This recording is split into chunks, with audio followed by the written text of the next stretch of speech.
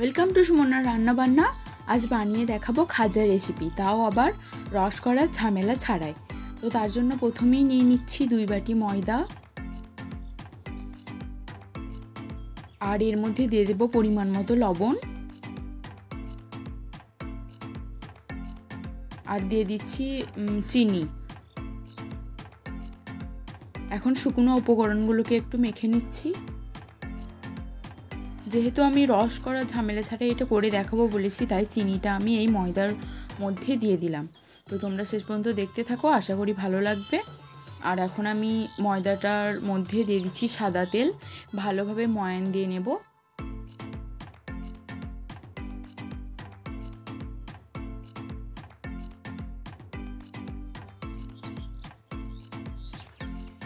খুব ভালোভাবে ময়ান দিয়ে নেওয়া হয়ে গেলে এখন আমি অল্প অল্প এমনি নর্মাল জল দিয়ে ভালোভাবে ময়দাটাকে মেখে নেব।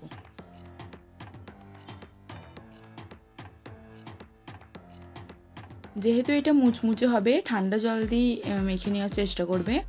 আর এখন এটা দেখো খুব ভালোভাবে ময়দাটা মেখে নেওয়া হয়ে গেছে। এখন বেশ কিছুক্ষণ এটা রেখে দেব, 10 মিনিট মতো রেখে দিলেই হবে। তো দেখো এটা এখন 10 মিনিট পর ফিরে এলাম, কতটা এটা নরম হয়ে গেছে। তো এখন এটাকে তৈরি করব। অল্প সাদা তেল মেখে নিলাম যেখানে এটা লেচিগুলো কাটবো।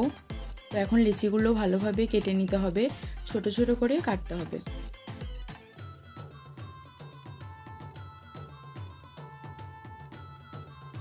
তো এইভাবে লম্বা করে নিলাম। এখন ছুরির সাহায্যে লেচিগুলো ছোট ছোট করে কেটে নেব। যেরকম লুচি করার সময় লেচি কাটতে হয় সেরকমভাবেই কাটতে হবে।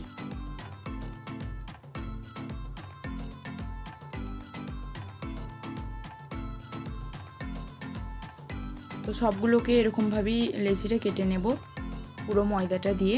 আর এখন আমি দিয়ে দিচ্ছি অল্প আটা বা ময়দা। আর এখন একটা করে লেচি নিয়ে তোমাদেরকে বানিয়ে দেখাবো। তো এটাকে প্রথমে আমি বেলে নিচ্ছি।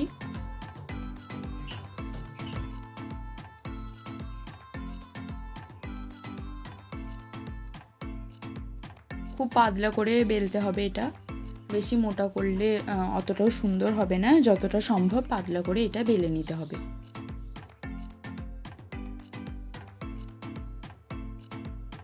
কিন্তু অবশ্যই এটা আটা দিয়ে বেলতে হবে।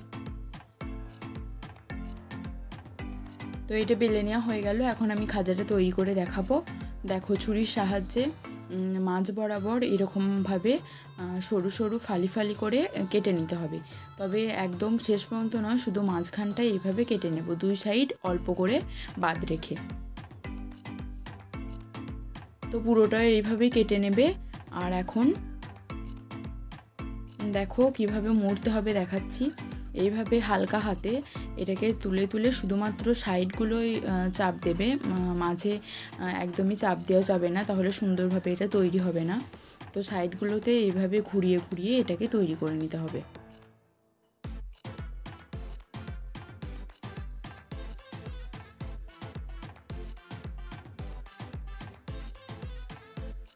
দেখো তৈরি হয়ে গেল। আর এগুলো সাইডগুলো একটু কেটে নেব।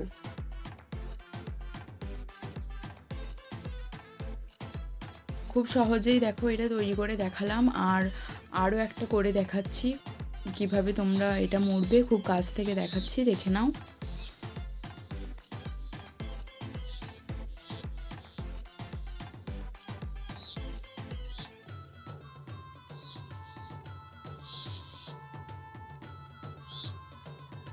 দেখো এভাবেই মাঝ বরাবর এগুলোকে কেটে নিয়ে সাইড থেকে শুধুমাত্র এইভাবে ঘুরিয়ে ঘুরিয়ে এটা তৈরি হয়ে যাবে।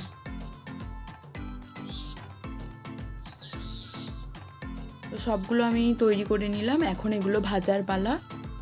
তো তার জন্য প্রথমেই সাদা তেল গরম হতে দিয়েছিলাম, এখন এগুলোকে একে একে ভেজে নেব।